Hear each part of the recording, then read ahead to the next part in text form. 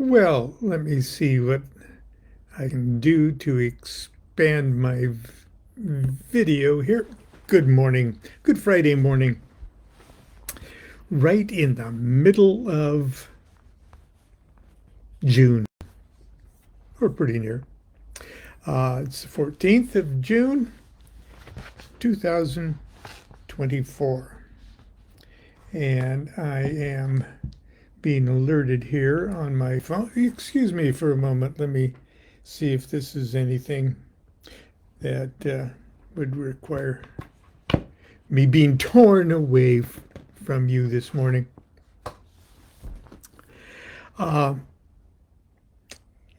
want to talk to you this morning, just briefly, about dope. Now, it's been many, many years, a decade or more, since I have gotten good and stoned. And I don't want to actually put it that way, because I, I never actually thought about using marijuana, hashish, in a recreational way. Maybe in the first few months back in 1966, where I was just kind of trying it out, because that was sort of the subculture that I moved in. But early on, I realized that it was doing a wonderful thing to me that I didn't want to waste on doing dumb shit stuff while under the influence. It just opened up. So, well, let me start at the beginning. As many of you know, I was raised in Nebraska. Okay, I was in Nebraska from the age of 7 till the age of 17. And that's when I grew up in that time period between like 1955, 1966. And so psychedelics and things like that wasn't a big thing at all until the very early 60s. I started to read about LSD and the God pill, they called it, and things like that. And I was intrigued, but I was in Nebraska. Now, marijuana grows wild in Nebraska. In every drainage ditch in Nebraska, there's wild marijuana. But I didn't know how to identify it.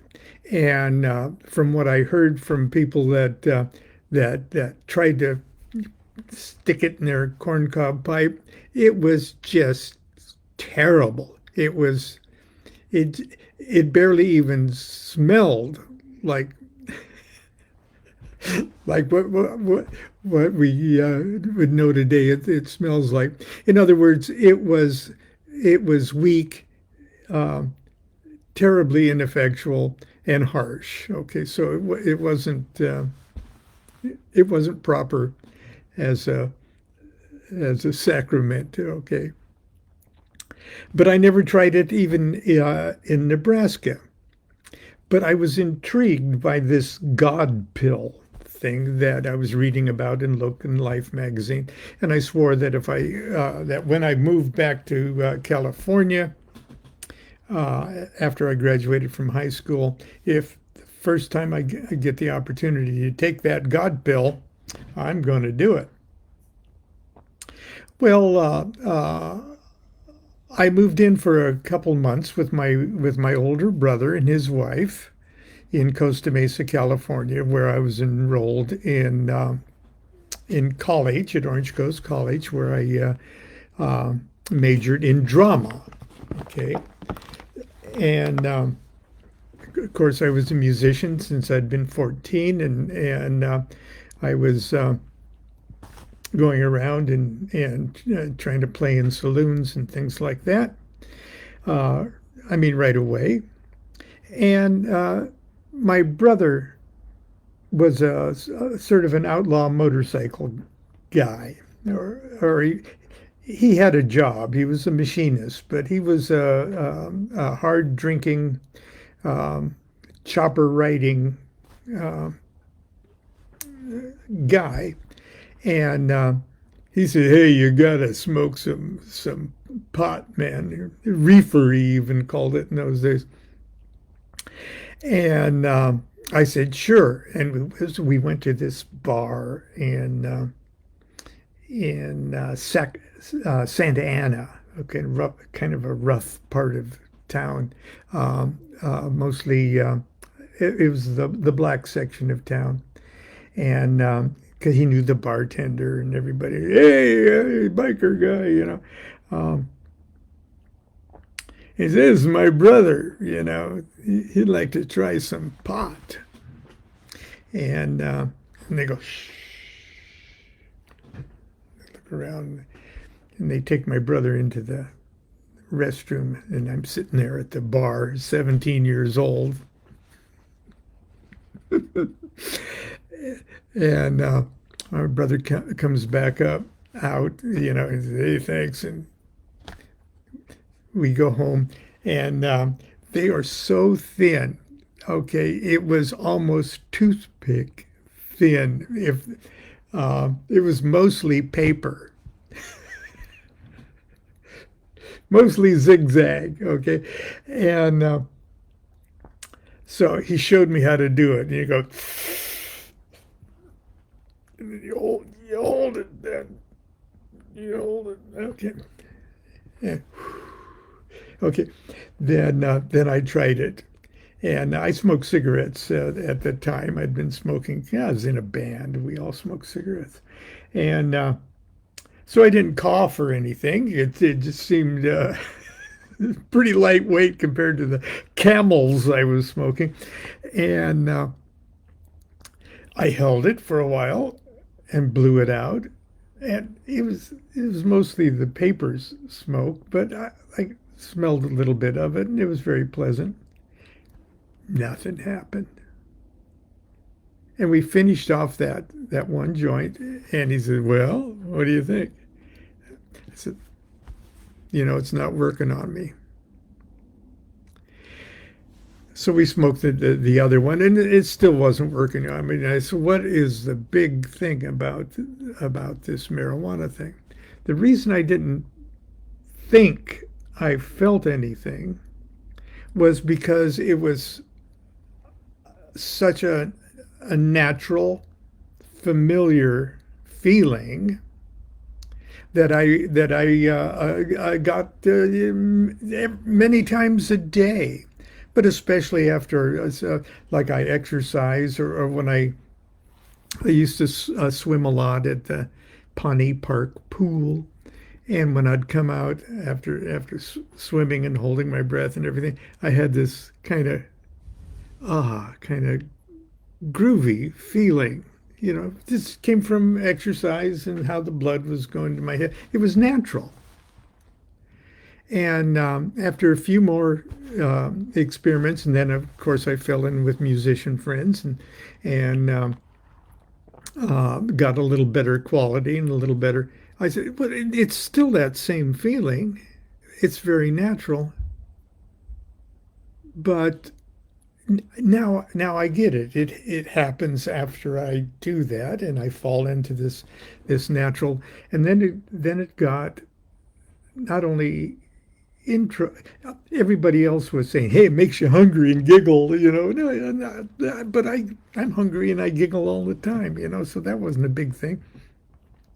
But I was starting to think, yeah, I'm starting to be introspective. It's starting to be more self-aware, and I was aware of. I was getting the consciousness, but it was like it was triggering something that was already there. It didn't drug me. It triggered things that were already there. And and I think that's the difference because between that or like when you take a pill, you go, oh, the pill is doing that, or, you know. No, this just triggered something that was there. But it did open my life. Okay, it opened my eye to a broader, more personal, more profound dimension of life. And I needed something like that to snap me out of the dumb shit teenage uh, consciousness of growing up in freaking Nebraska. I needed that. And then, of course, I've got a job playing at a folk club in Belmont Shore. And first night, went into the restroom. There was a guy, would you like to buy some LSD? And I said, I sure would, you know. And then that was, you know, a kind of a totally different thing. But it was like the explosion I needed. Like when construction crew wants to build a bridge or a tunnel or something through a mountain, they first have to blast open the area that they're going to excavate. And well, I needed that blast. Okay. And that was almost everything that I thought, uh, and more than I thought I was going to get out of that God pill. You know, I said, boy, this is better than advertised, you know. And so that became a serious spiritual quest. And it was a series of trips that I took for the purpose of, okay, I'm going straight for that stuff I've been reading about in the Buddha books and stuff. And but the marijuana, and let me say this, that even the good quality marijuana in the mid 60s and right up till the 70s wasn't of the potency or the quality that you get today when you go down to the dispensary and get stuff. Um, that would have I wouldn't have been able to function on today's strength of just regular marijuana. I love it when I smell it, though, walking down the street, people are smoking. I just, ah, the smell of my youth. But one of our band members, David Dunn, he just passed away not too not too long ago. Um, he was a violin virtuoso. He was the concert master or first violin for the Orange County Symphony. He had become a hippie.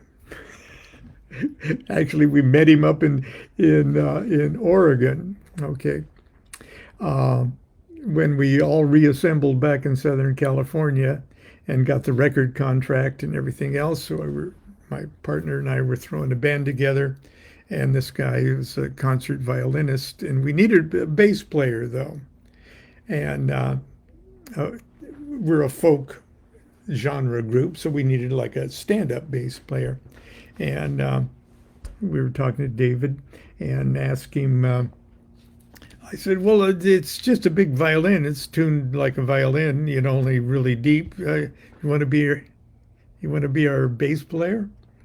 Well, we brought David into the band. Now, David was was a Laguna Beach regular, born and raised in Laguna Beach, and Laguna Beach was the headquarters of the Brotherhood of Eternal Love, and the Brotherhood of Eternal Love was the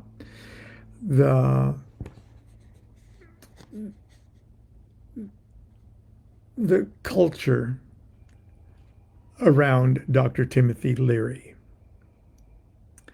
Uh, I I don't know how to describe them. They're more like a religious a religious sect of love and love and LSD. But they were a very, very professional importer of fine uh, hashish, and probably the best hashish that you could get in the United States at that time. And it just happened to be good friends with our bass player, and we were visited. The band lived in a big house. Uh, we were visited from time to time by one of his friends that did a lot of this traveling, and he would just give us. Okay, I got to say we never bought any of this stuff. Okay, we were just traveling in circles where it was given to us. Uh, and he'd bring these beautiful like discs of hashish that was like stamped with a gold embossed stamp from Afghanistan, and he'd leave it with us. And that was of such quality that I have to say it was from the gods. Didn't want to go out and disco dance on the thing. You wanted to take that and think about God. You wanted to not only think about God, but just meld right into God for a while and have a look around. It was wonderful. It was enlightening. And that became, for a short period of time, my drug of choice. I had beautiful little disc of a stone hash pipe, and I would just Constance has she doesn't like to smoke, so I'd always take the hit and kiss her and blow it into her uh, to sort of filter it for her. But we just absolutely, for a short period of time, that was a phase we needed to go through. Because once we got to a certain point, it was unnecessary. Not like we were stoned all the time, but like, oh, what I needed to get out of that, I've got out of that. Okay, I'm going to have to now work with myself. Okay, but for a time we needed that. And I just ran across a poem, not a poem, it was a note. Okay, we've been trying to clean up my office, and we're digging through boxes of things that we moved and haven't seen in years. But I wrote this down, and I'm not sure when, but it got into a file, and it just says hashish. Without hashish, I would never have, and then there's just a litany of stuff here. Without hashish, I would never have heard the music, made money playing the music. Without hashish, I would never have felt my soul, heard my angel, proposed to my wife. Yeah, I was on LSD, trying to come down puffing hashish. Without hashish, I would never have avoided the draft, ever have tried to talk with God. Without hashish, I would never have eaten yogurt or avocado or sushi, sashimi, eel, monkfish liver. I would have never slurped a mango lassi. I would have never taken fish oil. I must have been on hashish when I wrote this. I would have never taken lecithin. I would have never eaten brown steamed egg fried rice or fried spinach or stinging nettle or dandelion leaves. I would never eaten steamed broccoli or cauliflower or spinach or okra or rice or squash or zucchini. I would have never eaten fried broccoli, cauliflower, spinach, okra, rice, squash, or zucchini, etc. Without hashish, I would never have truly realized the mad futility of war, the necessity of the mad futility of war. I would never realize that the mad futility of war can go on and on without hurting people too badly.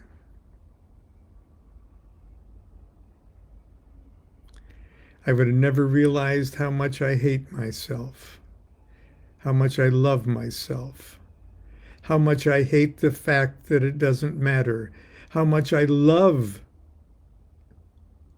hate for its honesty, how much I hate love for its honesty, how much I love the fact that it doesn't matter. And I said, how much I hate the fact that it doesn't matter, how much I love the fact that it doesn't matter. And the last one is, how much I love the realization that it doesn't matter. Now, at the time, those paradoxical things, like the mad futility of war can go on without hurting people too badly,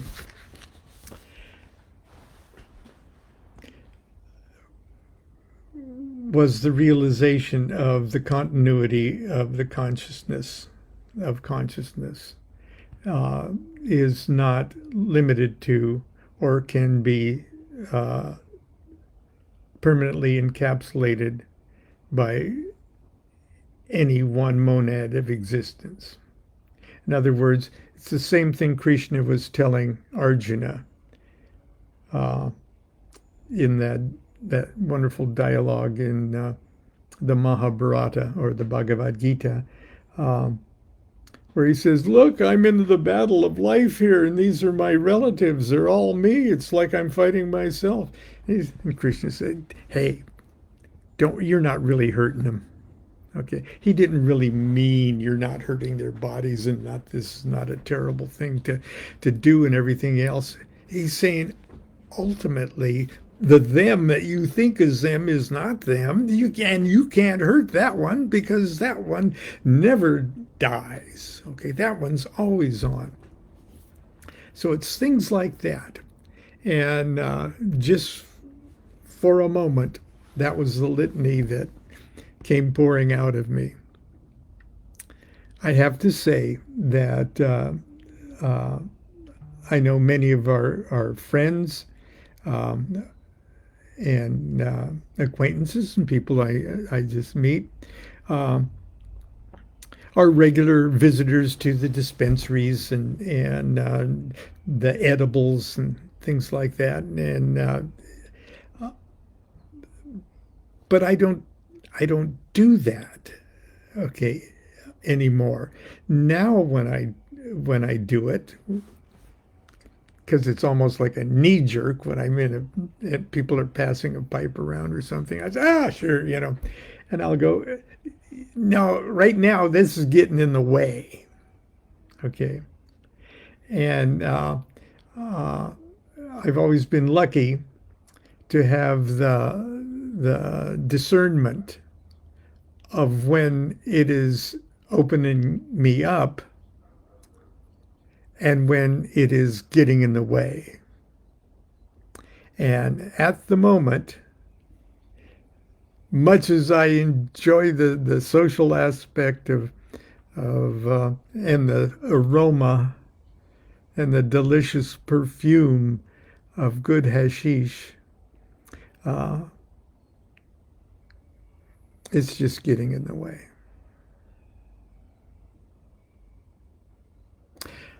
Until tomorrow and Saturday morning cartoons, be good to yourself and be good to each other. Do what thou wilt shall be the whole of the law. Love is the law. Love under will.